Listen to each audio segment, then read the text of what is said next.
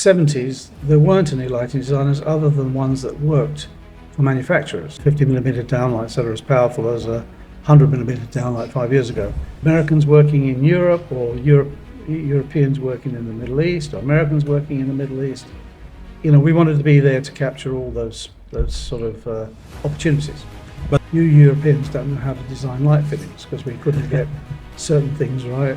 Really started to get interested in the region when we worked with Fish Morantz on the Burj Khalifa. Right. And with Craig Roberts on Atlantis.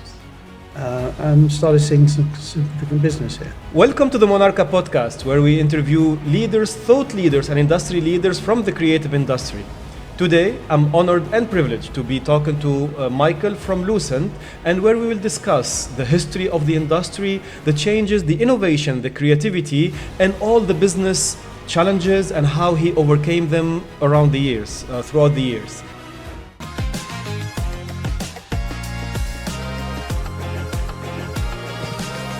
Michael, welcome to Monarca Podcast. Thank you. Thank you very much. You. So what can you tell our audience about you, and how do you describe yourself? I have to say that I started in the lighting industry in 1972. And as you pointed out, I have seen many, many changes through from the incandescent age to the low voltage age to the LEDs now. And all of these have presented challenges. Right. And you know, it's how we've kind of reacted quickly to these challenges, and how we, I suppose, can, well, it's adapting, really. Adapting and looking forward and making sure that we're relevant. Amazing. So, 72, that's... A long time ago. Very care to calculate, it's like 54 years. 54 years, yeah. I'm quite old. So you are 54 years old? Yes. Yes, I wish. Let's go with that. So I'm curious to know, 1972, what changed in the lighting industry from 72 to 2026? Not only the technology, maybe the appreciation also of lighting, how was it perceived that time, and how is it perceived today? Okay, that's sort of several questions there. Yeah. What has changed is that in the 70s and early 80s, light fixtures were huge because they had to take huge lamps. Right. You know, PAR 38 lamp is, I wish I had one here to show you how big it was, but that was the lamp of choice in retail and into eyeball fittings and spotlight fittings. And then in mid 80s came low voltage lighting, and GE were the pioneers with their precise lamp, their MR16 precise lamp, but they didn't have any light fittings to sell them in. And we had developed some light fixtures which they could work with, and it became a very close partnership with GE to even down to them funding a catalogue for our company. And we got going with low voltage lighting, which has then changed to metal halide lighting for longevity and so forth, but you still didn't get the same quality of light. Right. And then that has now been overtaken by LEDs from sort of the is it mid-90s? Yeah. Early 20s. And, you know, initially everybody was frightened to use the LEDs because they could all perceive different colors and different things, and lighting designers, you have too much pink, or you have too much gray, or it goes brown when you dim it or something. So, you know, there were a lot of challenges early, but now everybody seems to have really got their act together. The major chip manufacturers, there's no sort of problems with color and so forth. So pretty much everybody has got a module that satisfies lighting designers, who I have to say it represent 100% of our customer base, really. We concentrate on lighting designers. Amazing, in fact, and I can take many things in what you said, and what I love, I mean, really, I'm I'm really grateful for the history lesson. And I guess, I mean, if It is a history lesson. it is indeed, and, You're right. and there is like a very short history, but very rich history. Like in 50 Yeah. years, so much has happened, hasn't it? Right? And honestly, I'm not sure if our audience, if you're interested to learn more about the history of lighting, let us know in the description, and we'll definitely make sure. I mean, when we have someone like Michael, I mean, we have to learn so much. Thank you very much for sharing this. What I learned in your answer is the position that the lighting designers hold. So as you have said, in LED, they didn't have like full acceptance in the beginning, and also in your business, it's around lighting designers. How do you perceive the relationship with lighting designers before and now? Well, initially in the sort of 70s, there weren't any lighting designers other than ones that worked for manufacturers. Okay. So then that sort of morphed into lighting design practice starting up, and we had a few very big ones in the UK with like Derek Phillips Associates or Lighting Design International and so forth. They now are the grandfathers of the lighting industry, and they're sort of retiring, I suppose. And I suppose they were the ones that took the industry forward and Right. became the professional end of the lighting. So it's no longer, as a manufacturer, you could do a scheme for an architect and be accepted. The architects now brought on lighting design practices. But the UK was still very much in its infancy then, unlike America, where lighting design became very much an accepted practice in the 70s with firms like Fisher Marantz and George Sexton and so forth. That early. That early. One of the first meetings I had was at Foster Associates offices in London, where they were designing the University of East Anglia.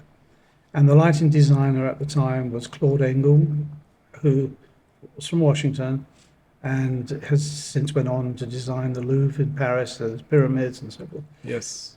He was around the early 70s, Wow. for example, and we still had the likes of Maurice Brill or Barry Hannaford working at Concord Lighting, where I started.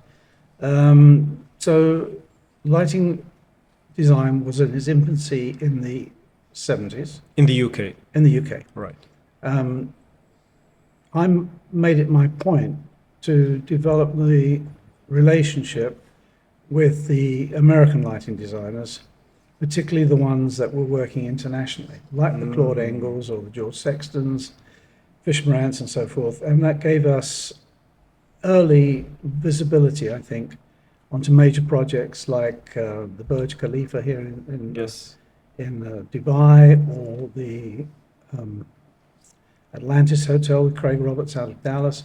It was all, and I was actually told by Craig Roberts, you Europeans don't know how to design light fittings, because we couldn't get certain things right. But we did, and we satisfied him. Ultimately, yeah. Ultimately, and since went on to do a considerable amount of business. Yes. And we still do with the people that worked in his office. So I think to answer your question, I've No, yeah, you definitely did. And what I love is how lighting designers were on the side of manufacturers. So they were deciding what would go in the buildings and what would be installed. And now they work closely with manufacturers like Lucent Lighting to also, because if I understand correctly, Lucent is welcoming customizations and coming up with specific solutions to serve the lighting designer in the project that they are working on. Yeah. Originally, with the likes of the lighting designers in the UK, working for manufacturers, the only light of choice was the one that the manufacturer made. Yeah. Of course, lighting designers become far more independent, and they can often have specs with 20 other companies on because they want to choose the correct product for the project, rather than just relying on what you've got in your own portfolio of product. Yeah. So now I'm curious about the starting of Lucent. What made you start it, and what made you like say, yes, I can do this? I guess I was running a company, managing director of a subsidiary of a public company.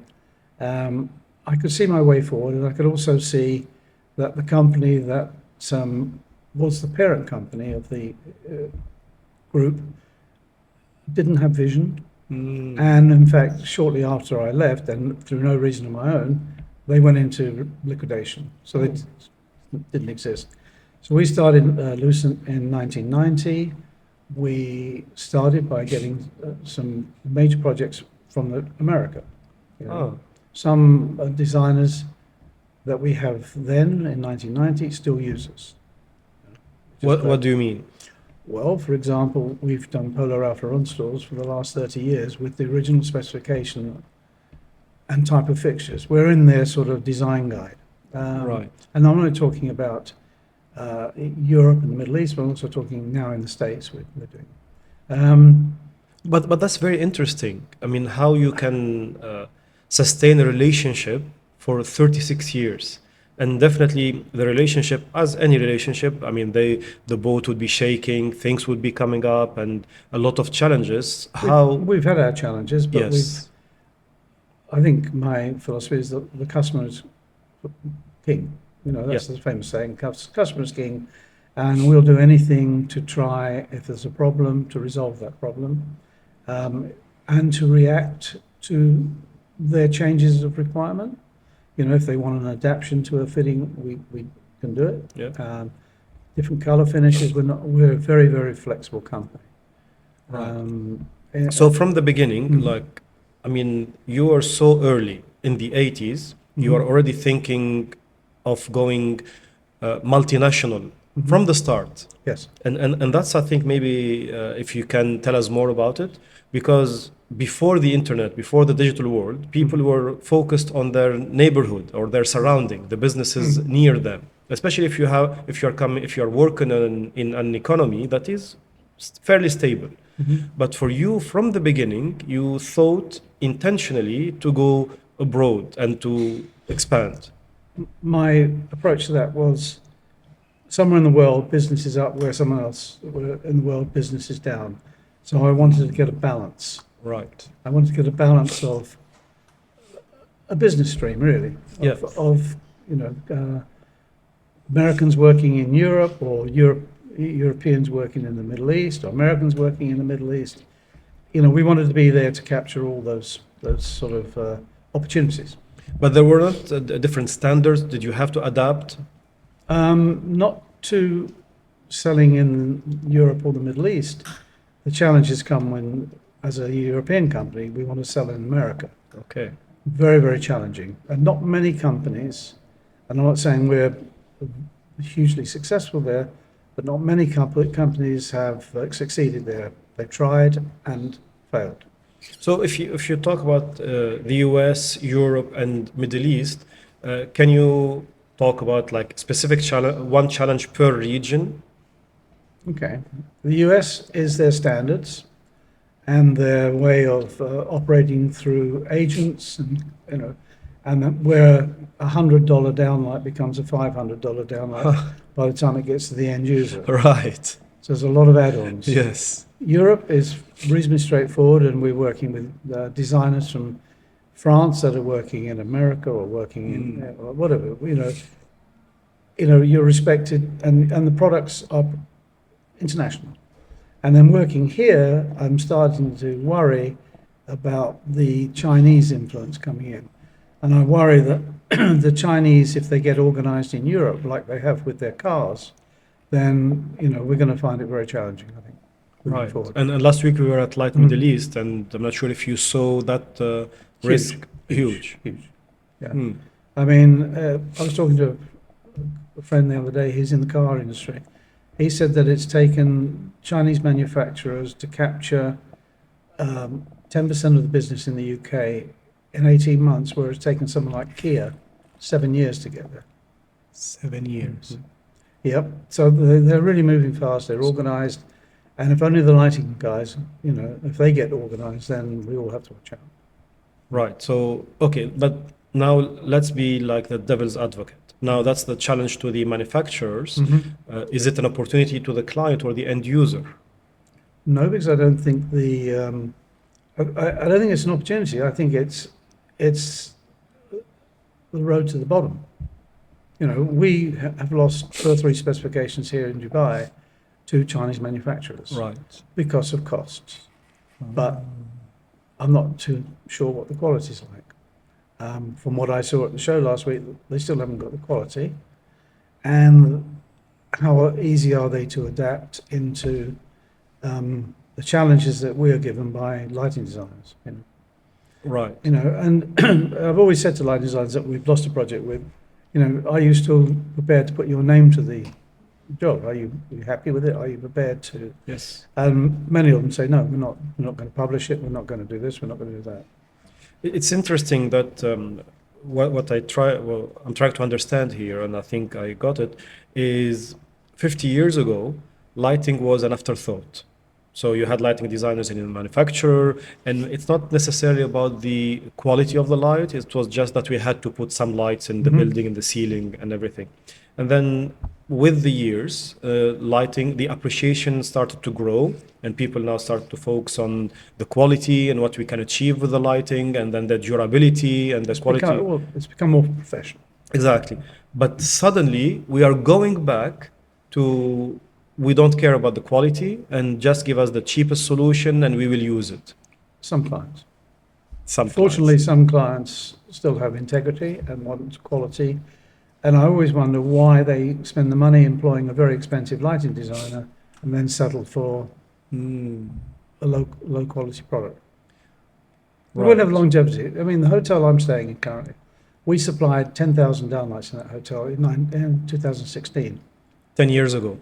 They're still working. 10 years later. 10 years later, and they're the original.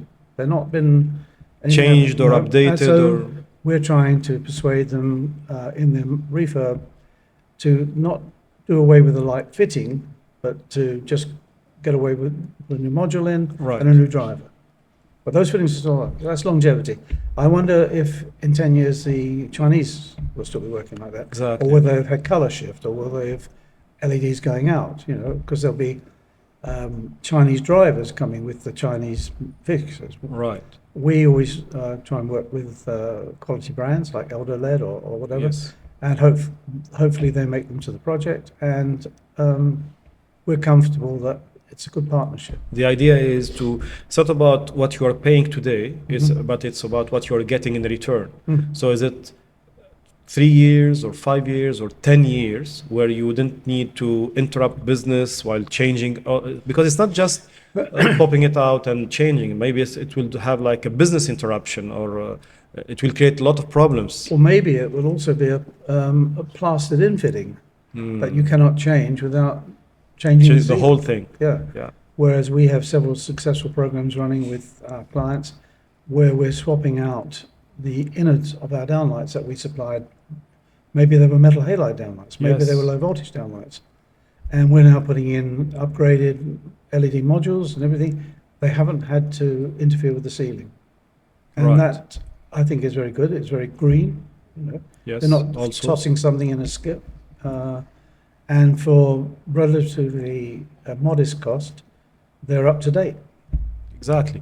So this is fascinating, and it's now we are talking about the future, not the past anymore. It's the present leading to the future. Aren't we expecting some more innovation in the lighting, or is it like this is it, and now maybe the innovation is in the design or the creativity, not in the technology itself? There is new technology. We're seeing miniaturization as being the way, what the customers are asking for. Right. You know, little 50 millimeter downlights that are as powerful as a 100 millimeter downlight 5 years ago. So we're seeing people want smaller downlights. They want more flexibility. They want to be able to color change. They want either dim to warm, or our product's called ambience, or they want the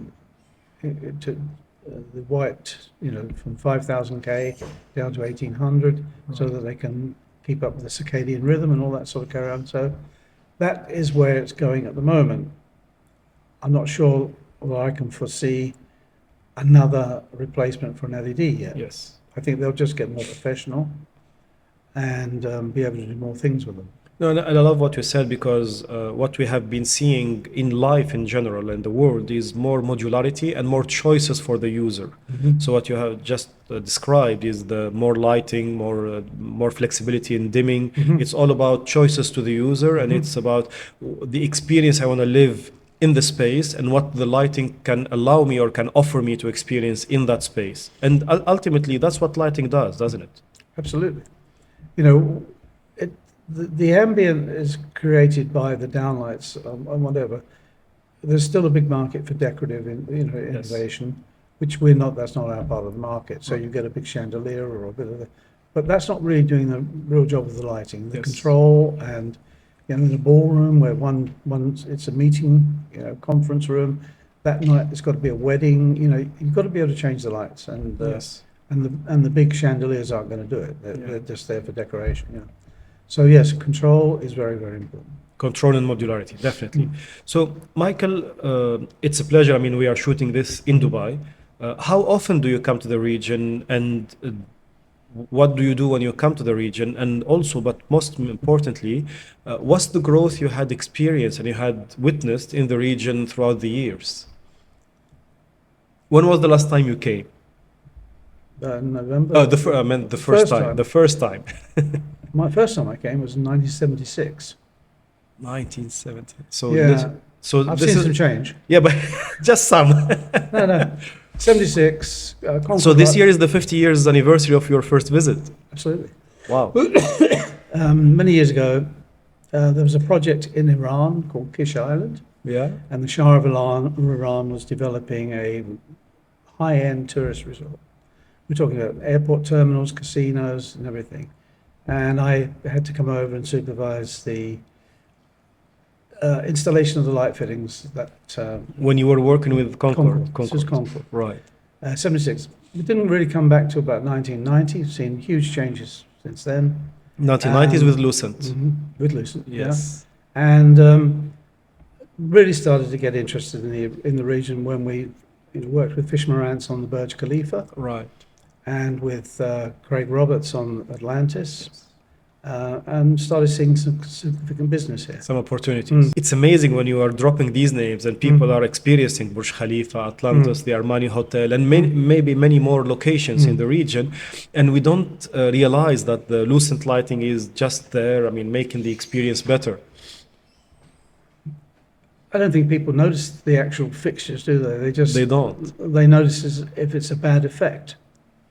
They don't like if it's too warm or too cold. Yeah, when they are working, no one notices. That's right.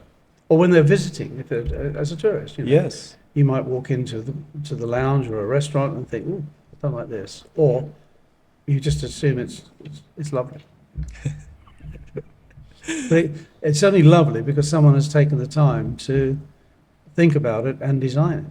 No, someone took the time and the R&D to create the product, and then someone took the time to design the space, and then they chose the right product and they installed it, and so many people were involved in the process. It's a collaboration. It is, definitely. At the professional end, it is a collaboration. So what was the importance of collaboration, maybe, let's say, since you started Lucent 36 years ago? How did collaboration play a role in the growth of Lucent Lighting? Working with lighting designers to specifically meet their requirements. We did nearly 90 shopping centers in Spain over a 15-year period, working with a lighting designer out of New York, Theo Condas, and he would want to introduce new ideas on how he lit a space, and we developed the products with him. It is a collaboration. A lot of our fittings are born out of collaboration with the lighting designer. I love this. Usually, creativity is born out of a need. So you are good there, like in the first seat, realizing what lighting designers need, and then you create exactly what they wanted, even if it was not present before. So, well, many visits to Dallas to meet with Craig Roberts, right, to make the product that he needed for Atlantis, because he could only see the product he needed from an American company called Edison Price. We made that product, we satisfied him, and he had enough confidence in us to specify us on 21 hotels in Mecca. 21. Wow. with another new product that the Plus range. 21 hotels 21 hotels in Mecca in Mecca. and 90 malls in Spain. Yeah. That's quite an I'm achievement. very proud of Yeah. what we've achieved from a small business out of North London, quite frankly. And you better be proud. I mean, it makes me proud. I mean, sitting with you today and talking about this, it's quite an achievement. But when I talk about a collaboration, it's not only the collaboration we have with the lighting designers who want to use us, but it's also the collaboration with our partners, Right. like Monarca. Yeah. Very satisfied, very, I think, proud to be associated with Monarca. Thank you. What they've done for us since we started working with them and since they opened in the Middle East, not in Saudi Arabia and everything. It's fantastic. Thank I have you. to say that. And definitely, you say it so beautifully. It's a collaboration. It's not someone who is helping the other. It's both working hand in hand together. It's a two-way street. It has to be. It is, and it's also the same intention, alignment on what we want to achieve, and we want to achieve the same growth together, and we support each other. If we didn't, we wouldn't grow it. 100%. And moving forward, one way I can see that our business is we're shortly acquiring, or hopefully acquiring, a manufacturing company. Right. Because at the moment, the subcontract work that we're sending out to get special finishes and do this and that, we're very vulnerable to companies now going out of business. In North London particularly, there are several lighting OEM companies below the line that are no longer in existence over the last 3 or 4 years. So we have decided that we need to buy a company that is doing exactly that for us, because maybe in a year they won't be there. Right. So we can bring our expertise on to increase their business, put more machinery into their plant, Yes. and bring it more in-house. And I love this because it's also part of your commitment to your partners, that when you promise them you'll deliver a product, you are controlling the whole chain. So it's not that, sorry, the company we used to work with is out of business and now we are looking for someone. No, you're buying it, and your commitment will That's still right. be solid, right? Yeah, it can enhance our service and our flexibility. I love this. And honestly, also, I loved our discussion even before this conversation. And I loved the place of the relationships you are building, you are giving. You are giving a huge importance to the relationships to a point that you have some that have survived for more than 50 years, haven't you? Oh, yeah, absolutely. You were telling me about the meeting you were having and where the principal was telling his team. Yeah, I was making a presentation in George Sexton's office in Washington, and he had all his staff there. And before we started, he said, Michael, just remind all my members of staff here how long we have worked together. And that was that job back in 1972 that I was telling you about, which was University of East Anglia. That was that same guy, And you still you are still Absolutely. in touch with him. We're still working, they're still specifying us. And I think in 2026, and I was very privileged to experience it also during the Light Middle East, and I saw the relationships and how important they are. We are not just transactional, like we are not meeting for transactions and we do transactions and we don't know each other anymore. And genuine relationships. Exactly, Yeah. it's about the relationship. And even if we don't do business today or tomorrow, we'll do business. And even if we don't do business at all, it's the importance of the relationship. And That's no matter what industry we are in, Yeah. and I think hearing about your experience and your journey, that's what helped you with the self-sabotage, that's what helped you to be current, that's what helped you to stay relevant throughout the years. Yeah, I agree with you. I'm ever so proud of what we've achieved, and there's nothing makes me feel happier than I'd go to, Fifth Avenue in New York or Madison Avenue in New York and see 5 projects on the same block that we've supplied. Wow. And that's happened in March like this year. We went along, we photographed them, Yeah. and to come here and to stay in a hotel that's got our products in for the last 10 years, or go into the number 1 Zabil, Yeah. Yeah. which, Hotel. Yeah. which we did, and Go to the mall. Mall. Now that the Emirates has got our fixtures now, and, Right. very proud, very humble. And I can see it. I love it. Yeah. No, Michael, really thank you for this conversation. And honestly, we could go so many routes. If we went the history route, we could speak for hours. If we went the technology route, and I see, I mean, the wealth of, you know, the knowledge that you have, we could spend hours. If we went business across countries and continents, we could spend for hours. That's why I'm very grateful and thankful for this time you have given us. And I would love to invite you, I mean, anything we didn't cover, if you want to share with the audience. No, Final thoughts. I could do with a glass of water. That would no, I think we've covered most of the things that Yes. I want to try and get across. I just think that with the younger lighting designers now, they're coming straight fresh into, I mean, you know, whilst their principals know us, Yes. and, you know, it's not raining down, if you Yeah. like, to the young ones. And I just think that the young ones need to actually consider our company and learn that we can do it. Yeah. Just learn, be curious, and see the history and the social proof that we have. Right. That's great. Michael, thank you very much. Well, thank you very Thank much you. as well. Thank you for your time. Thanks. Thank you for listening to this conversation. If you have any question to Lucent or to Monarca International, please write in the description, and I look forward to seeing you in the future episodes.